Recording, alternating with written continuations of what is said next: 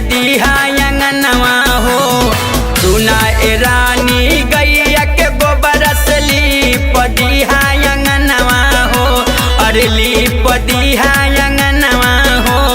शेरा वाली घरे आवत बानी करब माई के पूजनवा हो।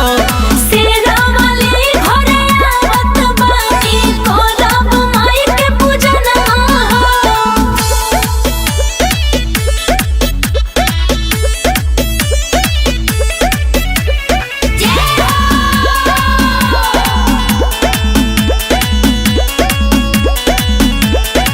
ए रहिया बहार दिहा लागी नाही धूल हो।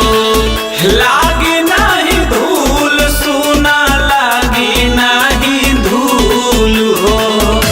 दिहा बिछाई रहिया में अड़हुल फूल हो।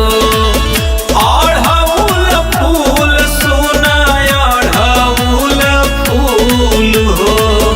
रहिया बहार दिहा लागी नाही धूल हो। दिहा बिछाई रहिया में अड़हुल फूल हो। निबिया पे झूले खातिन उनके डाल दिहा झूलनवा हो। डाल दिहा झूलनवा हो।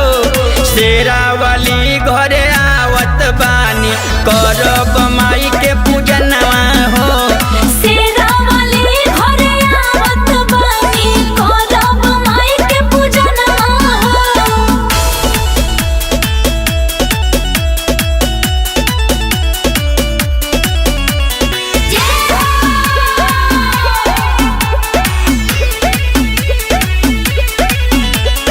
ई नव दिन रहिहा मैया के हमरा घरे हो। आके हमरा घरे सुनाया के हमरा घरे हो। हई सुखवार रखिहा माई पे नजर हो। माई पे नजर सुना माई पे नजर हो। नव दिन रहिहा मैया के हमरा घरे हो।